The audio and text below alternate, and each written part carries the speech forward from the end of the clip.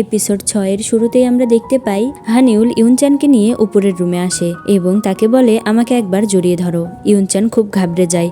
সে বুঝতে পারছিল না পরিস্থিতিটা কিভাবে সামলাবে, কারণ হানিউল জানতো না যে ইউনচান একটা মেয়ে।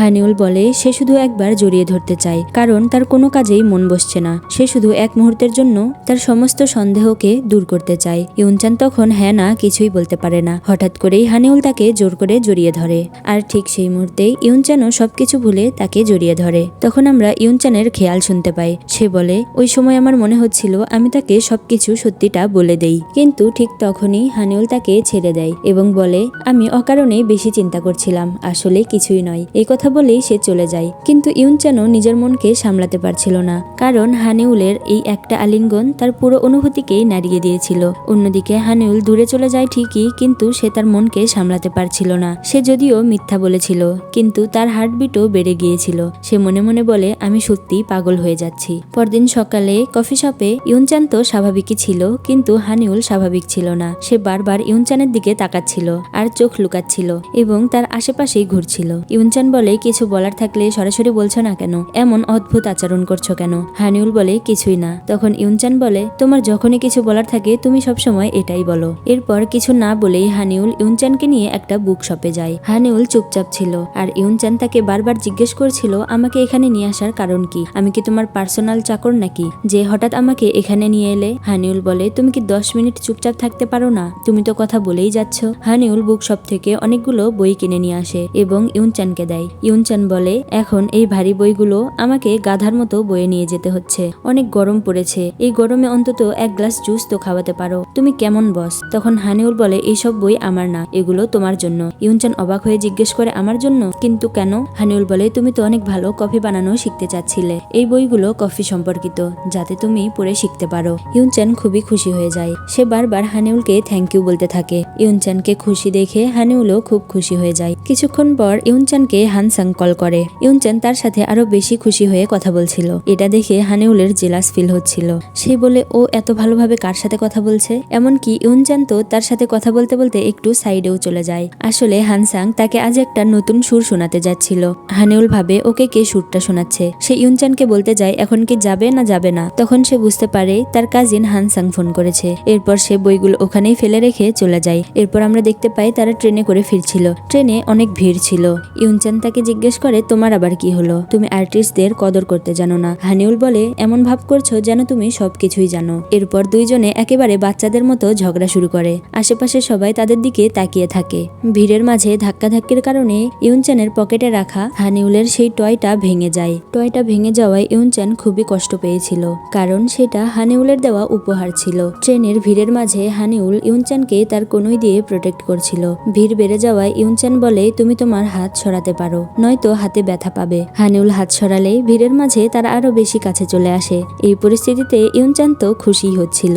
বাসায় ফিরে হানিউল ইউনচানের ছবি দেখে এবং বলে দেখো আমি একজন বস আর তুমি নর্মাল এমপ্লয়ি, এর বেশি কিছুই না। কিন্তু তখনই হানিউলের হার্টবিট বেড়ে যায় এবং বলে ঠিক আছে তুমি একটু বেশি স্পেশাল আর প্রিটিও, শুধু এইটুকুই। পরদিন ইউনচান কফি শপে আসলে সে দেখতে পায় সানকির কাছেও সেরকমই একটা টয় যেরকমটা হানিউল তাকে দিয়েছিল। আসলে হানিউল 1 মাসের অ্যানিভার্সারিতে সবাইকেই এরকম একটা টয় দিয়েছিল। ইউনচান হানিউলকে বলে আমি ভেবেছিলাম এটা শুধু আমার জন্যই। তখন হানিউল বলে কেন, তুমি কি কোনো স্পেশাল মানুষ নাকি? আসলে হানিউল ইচ্ছে করেই এমনটা করছিল, যেন সে নিজেকেই বোঝাতে পারে ইউনচান স্পেশাল কেউ নয়। ইউনচান ভীষণ রেগে যায়। এইদিকে মিনের পেটে ইউনচানের সত্যটা গড়াগড়ি খাচ্ছিল।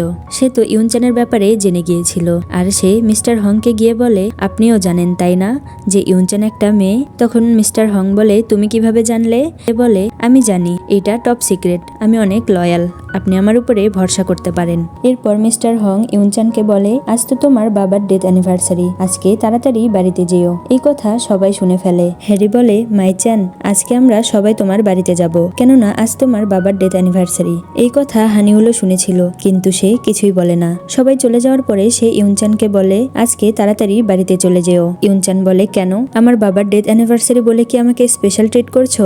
হানিউল বলে তুমি এমন করে বলছো কেন, তুমি কি আমাকে পছন্দ করো? ইউনচান কিছু বলার আগেই হানিউল আবার বলে এমন কিছু হলেও এসব ভাবনা মাথা থেকে ঝেড়ে ফেলো। এই কথা বলেই সে অন্যদিকে মুখ ঘুরিয়ে নেয় এবং বলে আমি কেন ওকে এমনটা বলতে গেলাম। এরপর ইউনচান বলে জানি না লোকজন নিজেদের সম্পর্কে কি ভাবে। পরের সিনে দেখানো হয় সব ছেলেরা ইউনচানের বাড়িতে এসেছিল তার বাবার ডেথ অ্যানিভার্সারির জন্য, কিন্তু সেখানে হানিউল আসেনি। তবে সে একটা গিফট পাঠিয়েছে। ইউনচান গিফটটা খুলে দেখে ভেতরে অনেকগুলো খেলনা ছিল আর তার সাথে একটি নোট ছিল যাতে লেখা ছিল, ইউনচান তোমার হাত পা স্টিলের মতো শক্ত, তুমি সাহস রাখো। এই গিফট দেখে ইউনচান তো ভীষণ এক্সাইটেড হয়ে যায়। এরপর সে সাইকে জিজ্ঞেস করে ও কি আমাকে পছন্দ করে। সাই বলে, তুমি কি এখনো বোঝো না, সবাই তোমাকে ছেলে ভাবে। ফ্রেন্ডশিপ আর ভালোবাসার মধ্যে একটু তো হলেও পার্থক্য বুঝতে শেখো। সাই তাকে শান্ত করার চেষ্টা করে। ইউনচান হানিউলকে কল করে গিফটের জন্য থ্যাংক ইউ বলতে। হানিউল বলে, এত রাতে ফোন করার কি দরকার ছিল। তারপর বলে, আচ্ছা ঠিক আছে, এটা তো শুধু একটা গিফট। ইউনচান জিজ্ঞেস করে ওই কথাগুলোর মানে কি ছিল।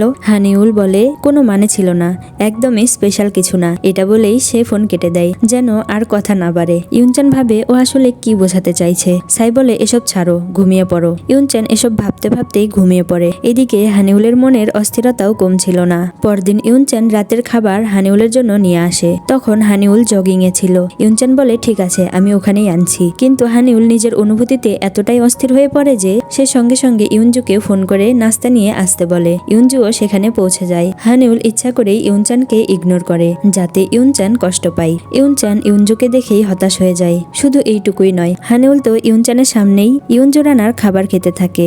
ইউনচান সেখানে বসে রাগে ফুলতে থাকে। হানিউল তাকে ইচ্ছে করেই ছোট করছিল।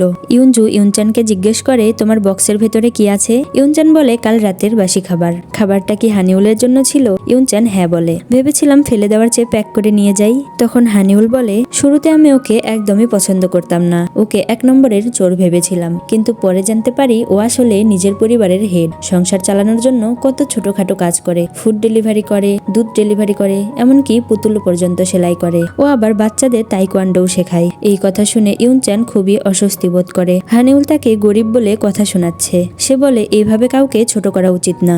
ইউনজু চুপচাপ দেখছিল, কারণ সে বুঝতে পারছিল হানিউল এবং ইউনচানের মধ্যে ঝগড়া শুরু হয়ে গেছে। ইউনচানও চুপ করে থাকে না। সে হানিউলের দিকে তাকিয়ে বলে, তোমারও কিছু বাজে স্বভাব আছে যেগুলো তোমার বদলানো উচিত। সে বারবার এমন ভাবে ইশারা করছিল হানিউল বুঝে যায় সে আসলে কি বলতে চাচ্ছে। ইউনজু শুধু দর্শকের মতো দাঁড়িয়ে দাঁড়িয়ে দেখছিল।